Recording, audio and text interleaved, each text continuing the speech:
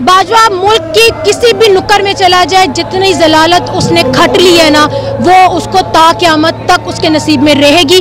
General Bajwa वो इंसान है जो कहते हैं आप बैल मुझे मार। बाजवा ने जो हरकतें की हैं, बाजवा ने जो काम किए हैं, जो बाजवा ने पॉलिसीज चलाई हैं, उससे क्या मेरे मुल्क को फायदा हुआ है? ये सोचे ना बैठ के, क्या उसका ज़मीर मर चुका है? क्या उसको नहीं मिलामत होती कि इस मुल्क को आज इसने किस जगह पे पहुंचा दिया? शहबाज गिल के साथ क्या हुआ? अरशद शरीफ को कत्ल करा दिया, इमरान रियाज पे पर्चे कटे। कौन सा ऐसा सहाफ़ी है जिसने हक की आवाज़ बुलंद की, उस पर पर्चे कटे, उनको उठाया गया, उनको नंगा किया गया, उनको मारा गया? क्या मेरा मुल्क का कानून और आइन की इजाज़त देता है? ऑफिशियली अनाउंसमेंट नहीं हुई है कि मुल्क का दिवालिया, लेकिन मुल्क का दिवालिया हो चुका है। आज हम जैसे गरीब लोग कहाँ जाएं? ये लोग तो उठाते हैं पैसा, बिस्तर उठाते हैं और निकल जाते हैं अमेरिका में, निकल जाते हैं यूरोप में, हम किधर जाएं? इसलिए आपका पहला सवाल था कि जो तहलील कर रहे हैं और उसमें क्या हम लोग उसको कंटिन्यू कर सकते हैं कि नहीं कर सकते? देखिए मेरी बात सुनिए, अगर खान साहब को बेसिकली मेरा, अगर मैं अपने पॉइंट ऑफ व्यू से बात करूँ तो खान साहब को बहुत पहले ही असम्बली तहलील कर देनी चाहिए थी, क्योंकि हमारे पास 2 पावर थी। अगर वो तहलील करते तो शायद इस हद तक जो बुरे हालात में मुल्क पहुँच चुका है वो ना पहुँचता। लेकिन देर है दुरुस्त है, बट खान साहब अपनी जो भी कदम उठाते हैं उसमें कोई ना कोई होता है, बेहतरी होती है, क्योंकि वो लीडर की सीट पे बैठे हुए हैं, वो हमसे ज़्यादा दूरअंदेश और वो जानते हैं। हम तो सिर्फ ग्राउंड रियलिटी पे बात नहीं करते, हम तो अपने जज्बात के हिसाब से बात करते हैं, वो ग्राउंड रियलिटी को देख के बात करते हैं। अगर खान साहब जो है वो तहलील कर देते हैं अपने इलेक्शन, तो इलेक्शन कराने के लिए अगर इनके पास कहते हैं कि हमारे पास पैसे नहीं है, हम नहीं करवा सकते अभी इलेक्शन, तो भी मुझे पहले बताएं कि पिछले दिनों 2 हफ्तों के अमेरिका में जाकर रहकर आया है बिलावल, क्यों रह के आया? वो भी पाकिस्तानी खजाने से रह के आया कि अपनी जेब से रह के आया? अगर इनकी आसाइशों के लिए, इनके वर्ल्ड टूर्स के लिए, इनकी मौजें मारने के लिए अगर पाकिस्तानी खजाने में पैसा है, तो क्या पाकिस्तान के हक में कराने वाला इलेक्शन के लिए पैसा नहीं है? क्यों नहीं है? होना चाहिए ना। अपनी अय्याशा कम करें। खान ने अगर लोगों को इतना लोगों को पाकिस्तानी अवाम को रिलीफ दिया था, तो क्यों रिलीफ दिया था?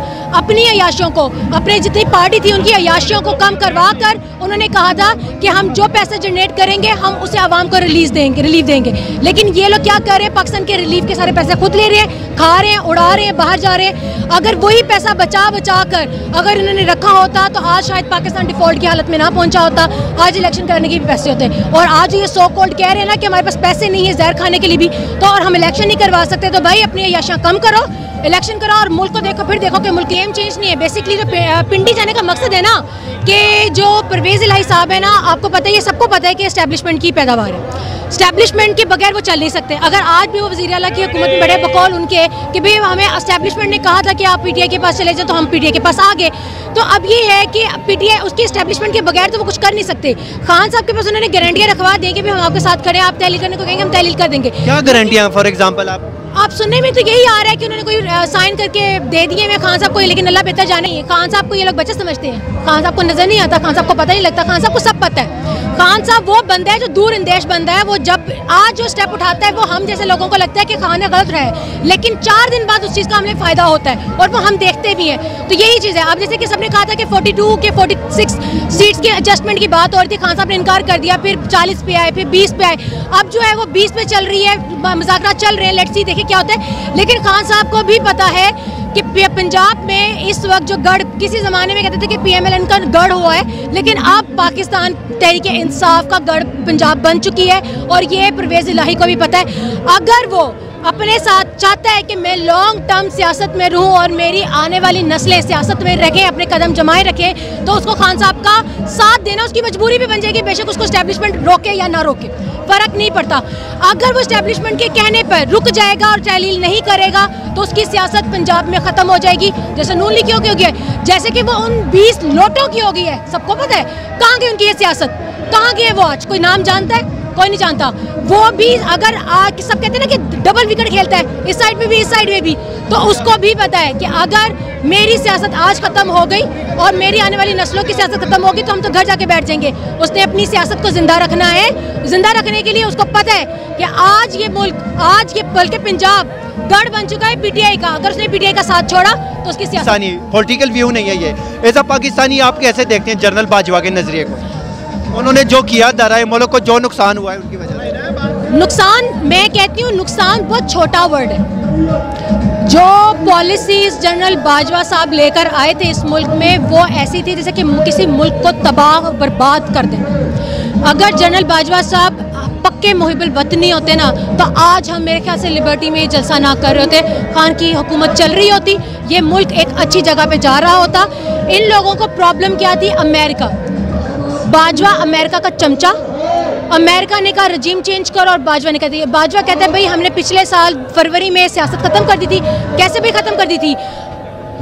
जब से खान साहब की हुकूमत आई है ना, ये पीडीएम लोग जो है ना इकट्ठे मिलके कब से अपना खान साहब को गिराने की, हुकूमत गिराने की कोशिश कर रहे थे।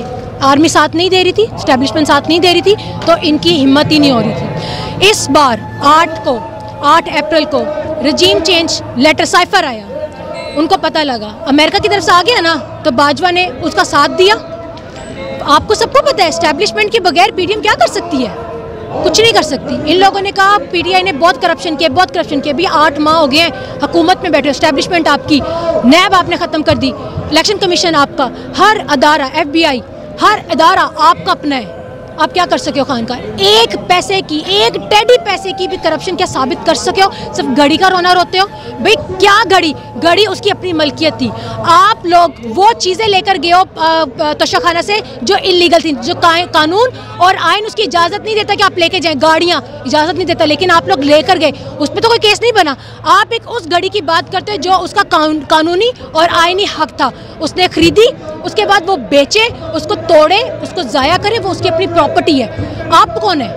आप होते कौन ऐसे सवाल पूछने वाले? अच्छा, जनरल बाजवा आपको क्या लगता है मुल्क छोड़ के चले जाएंगे या इधर ही रहेंगे? बाजवा मुल्क की किसी भी नुक्कर में चला जाए, जितनी जलालत उसने खट ली है ना, वो उसको ता क़यामत तक उसके नसीब में रहेगी।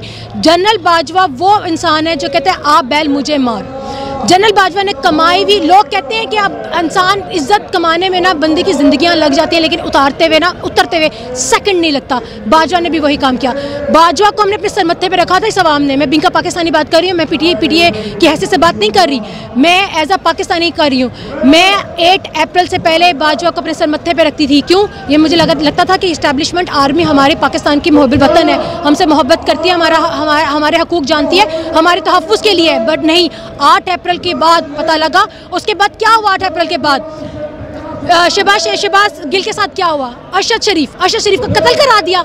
इमरान रियाज पे पर्चे कटे। कौन सा ऐसा सहाफ़ी है जिसने हक की आवाज़ बुलंद की, उस पर पर्चे कटे, उनको उठाया गया, उनको नंगा किया गया, उनको मारा गया। क्या मेरा मुल्क का कानून और आइन की इजाज़त देता है? इन्होंने क्या किया? बाजवा की जो डायरेक्टरी थी, बाजवा ने जो हरकतें की हैं, बाजवा ने जो काम किए हैं, जो बाजवा ने पॉलिसीज चलाई हैं, उससे क्या मेरे मुल्क को फ़ायदा हुआ है? ये सोचे ना बैठ के। क्या उसका ज़मीन मर चुका है? क्या उसको नहीं मिलामत होती कि इस मुल्क को आज इसने किस जगह पे पहुंचा दिया है? सिर्फ ऑफिशियली अनाउंसमेंट नहीं हुई है कि मुल्क का दिवालिया, लेकिन मुल्क का दिवालिया हो चुका है। आज हम जैसे गरीब लोग कहाँ जाएँ? ये लोग तो उठाते हैं पैसा, बिस्तर उठाते हैं और निकल जाते हैं अमेरिका में, निकल जाते हैं यूरोप में। हम किधर जाएं?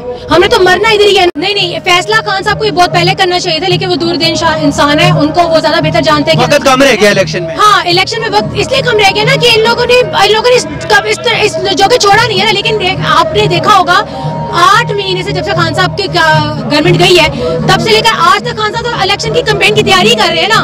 हम तो तैयारी में है। आपको नहीं लगता कि खान साहब असम्बलियों में रह के एक अच्छी तरीके से मोबिलाइज कर सकते हैं आवाम को, वर्क दिखा के कि हम काम करें, लोगों को दिखाएं, और आने वाले इलेक्शन की तैयारियां भी हो? Out the ground, out the field आप कुछ भी नहीं कर सकते। ये वो वाले हालात नहीं है ना।